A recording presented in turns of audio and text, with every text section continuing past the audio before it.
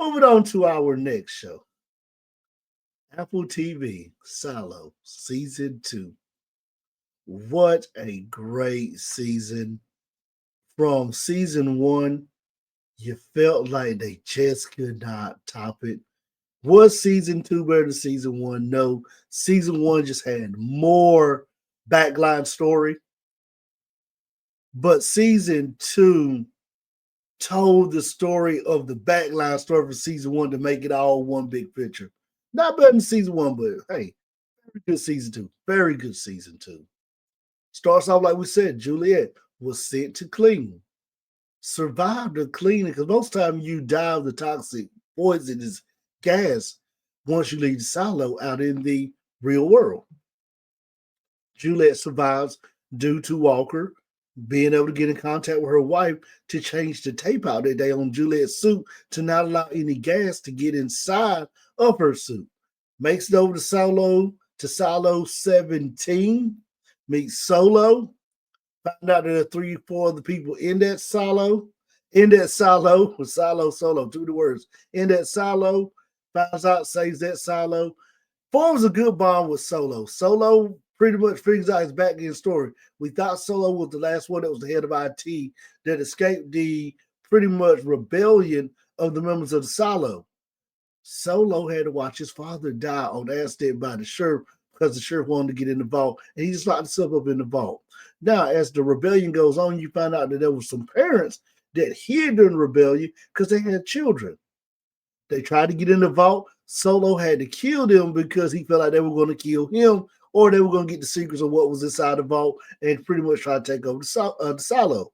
So we found out that there are now kids or young adults living in the silo, been kind of living on their own, making ends meet in the silo. There's nothing going on, just having to live off the land or whatever's left over in the silo. And you got all of that, but you got to get Juliet, who learned so much from Solo. And Solo just had a great storyline in this whole season of, is he a killer? Is he a liar? Find out he knew more than what he let off, and help Juliet at the end figure out how to get back to her silo.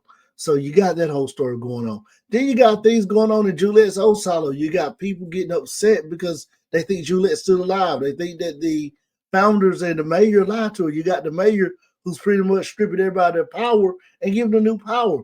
He turns on his best friend, Robert Sims, a common, knocking that role out as Robert Sims. Turns on all of that. All of that stuff compiles on in this show to lead up to the ending where, guess what?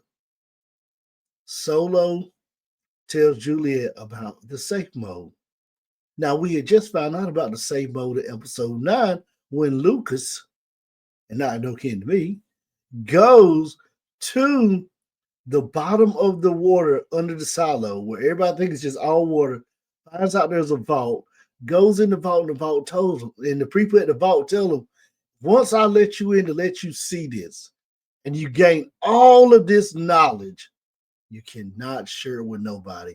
If we find out that you have shared it, we will have to put the silo in safeguard mode. And I kept figuring out, what is safeguard mode? What does safeguard mode mean in this book? Because I never read the book. Gonna start reading that book next week. Finish up the Jaleel White book. Like I told y'all last week on Instinct. Great book. But definitely gonna be reading the silo book and be talking about it on Instinct. But it said if you put in the safeguard mode, I kept saying, what does that mean? What is the safeguard mode? And I started thinking, if you go back to Silo 17, when Juliet walks in, people are heading out. The doors open, they're heading out, and then they're killed instantly. The safeguard mode is set up to wipe out an entire silo, to wipe it out. Once the knowledge gets out of the truth, and that's the whole concept of the silo storyline.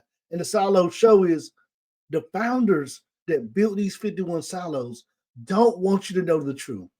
The truth is, they want you to think in your mask that it is safe outside, but it's not safe. So they built these silos and they keep you in control. But once the truth gets out, it's not safe. Because everybody in their mind knows it's not safe. Because that's what you're hearing every day. It's not safe. So that's instilled into your brain that it's not safe to go outside. But the key thing is, if you have the proper equipment like Juliet had, you can survive outside to get to another silo. And they don't want the people to know about the other 51 silos. You only think the only silo there is the one you're living in. The only one people who know there's 51 silos is the mayor, the founders, and the mayor IT Shadow, who was Luca, and now who is Robert, played by Common. When Luca finds this out, they tell him you cannot share this information because we're going to safeguard mode. We're going to wipe everybody out. What happens? He goes and tells the mayor the truth and said, if they know I tell you this, they will put it in safeguard mode and there's no telling happen. When he tells the mayor this, the mayor just loses all hope. His whole body expression, everything just changes. Everything. With that change, it now leads the mayor to go on a warpath, finally make up his mind that everything he's been doing to protect the silo, to protect the citizens that the founders are giving him in the Oath of the Founders book was nothing but lies. He wants to go outside. He's on his way out the door, and who shows up over that hill and does the biggest thing of this whole season is Juliet when she cleans the camera. And they had a good moment for that when Solo found the suit that she was in, repaired the suit, dove in the water to make sure that the suit could survive in the water, knowing that if it could survive in water without not letting any water into the suit, that when she goes back out into the outside the silo, gases can't get the suit to kill her. So they had a big nod on that. And that was real good play because Solo said, Juliet, if you found the other IT suit, you could have left. Why did you stay?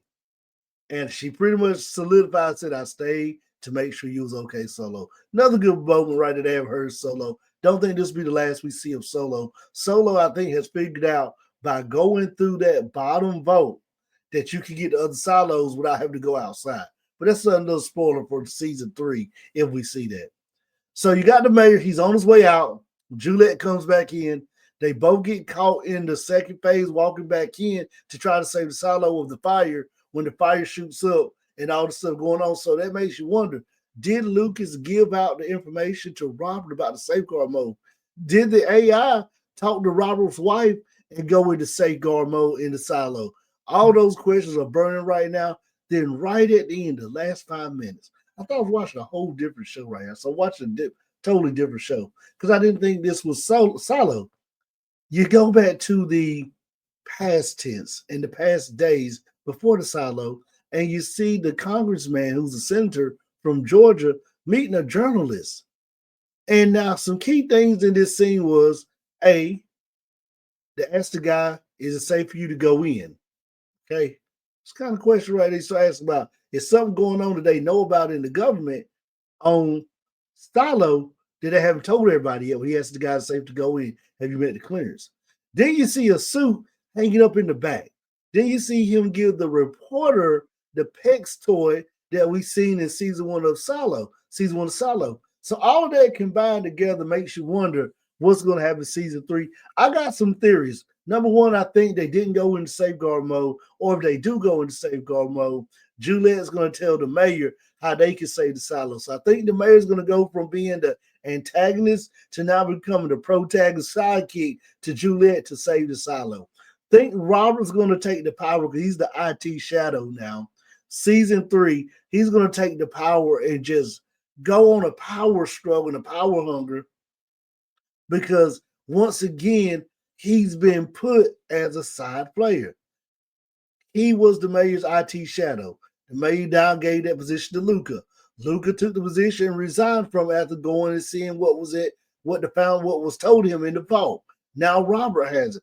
Once again, Robert goes into room 18 that you can't go in unless you are the head IT mayor, which he is, the head of IT. He goes in it, and once again, the AI tells him, you can't hear this information, Robert. It has to be your wife. Think Robert's going to go on a power-hungry craze into Silo if they survive. And I think also we'll see Solo, and I think we'll see Hope from Silo 17. We'll see her and Solo make it over to Juliet's Silo to try to help get things straight in season 3.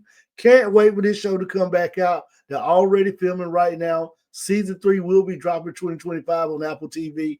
Cannot wait. Would be good to have this one drop in the summertime when we have no more shows to watch. And we're in that slow period where you just got sports. And that's all we got sports. No TV shows. Good time to drop Silo Season 3.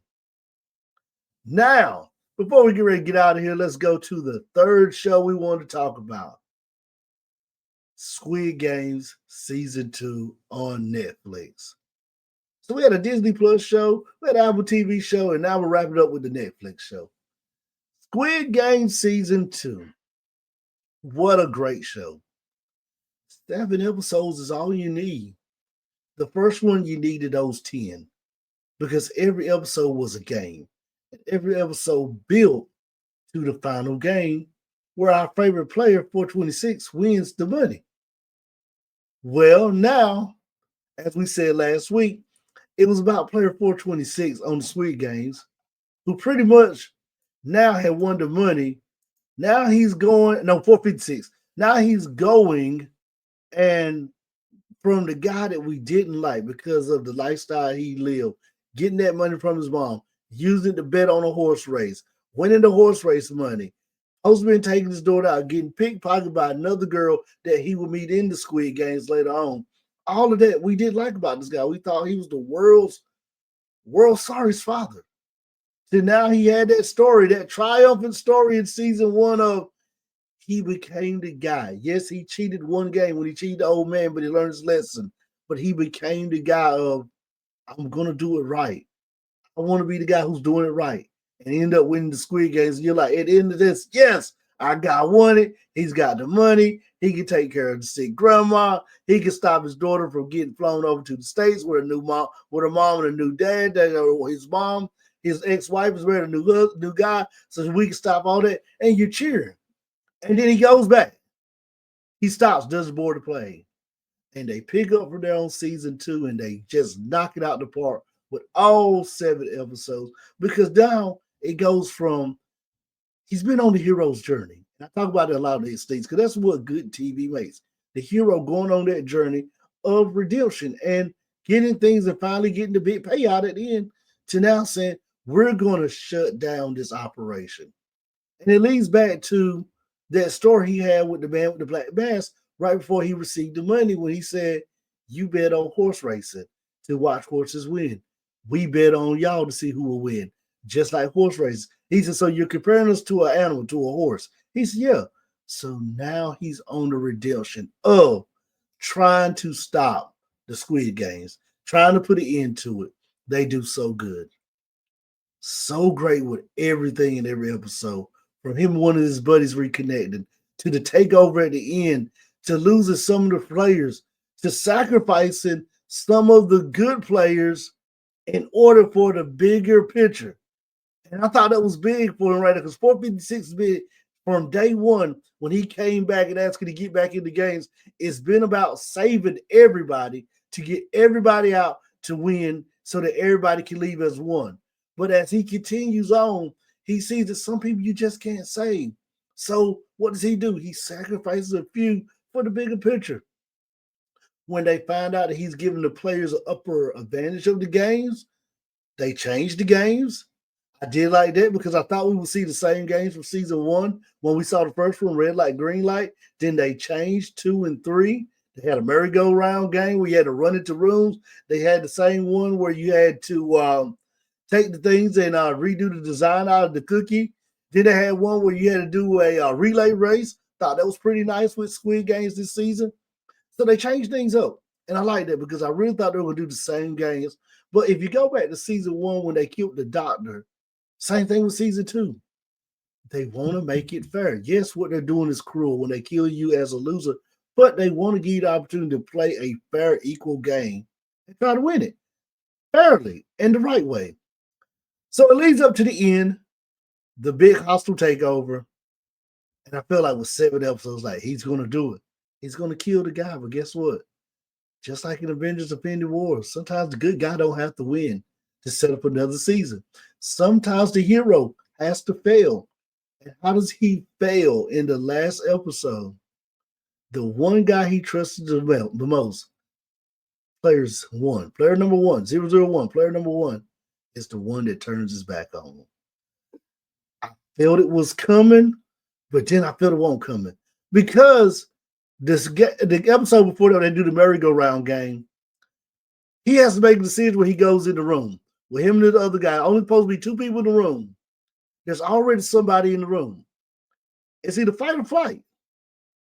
And leaving that episode, I was like, he did what any other person would do. Yes, he killed the player in the room so that he could make it to the next round, but it was fight or flight. If I don't do that, all three of us die. But if I kill one, me and my teammate make it to the next round.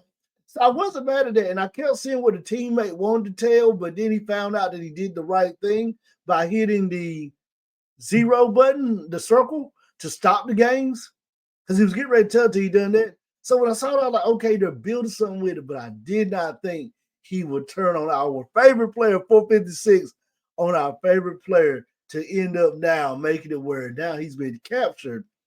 And with him being captured, some of his friends died during the rebellion, all this stuff. What will happen next? All you needed was 7 episodes to tell that story. And as I always say, the good guy does not have to win all the time. It's okay to have him lose. I cannot wait for Squid Game season 3. Felt like that now we got to drop this a little faster. The characters have aged from the first one because the first one was kind of made in 2022, 23. Now it's 2024 when this one came. So I feel like the season 3 one needs to pick up right now. 2025 by the fall. Squid Games 3 needs to drop. Summertime it needs to drop.